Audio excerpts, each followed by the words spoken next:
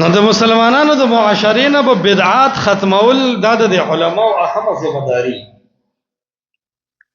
یو عالم ډیر ښه ویلي وایي زه چې یو کلي ته ځمه وایي زه د هغه کلي په قبرستان باندې نظر اچوم.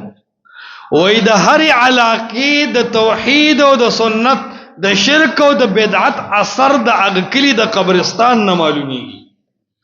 د کم کلي په قبرستان کې چې په قبر باندې ګمبتونه جوړ دي، د کم کلی په قبرستان کې چې قبرونو باندې غلافونه خواره دي، د کم کلو په قبرستانونو کې چې په قبرونو باندې کاڼي پراته دي، مالګې او شمې پرتې دي، پوه شي چې د دې علاقې عالمان خېټور دي، واسکټونو والا دي، سقاطیان او شومګر دي، خپل اړې سره کار دی او سرسایې سره کار دی، د خپل عوامو ته د قرآن او د حدیث مسله نه ده بیان کړي.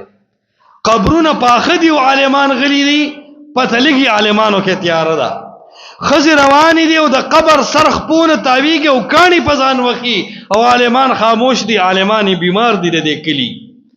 او کم کلی په قبرستان چې تیریږي او قبرونه پاخه نه وو، د کم کلی په قبرستان چې تیر شوي هلته کې په قبرونو ګمبتونه نه و، غلافونه نه و، شمې نه بلېدې، قبر سر خپو ته کاڼي نه و پراتو.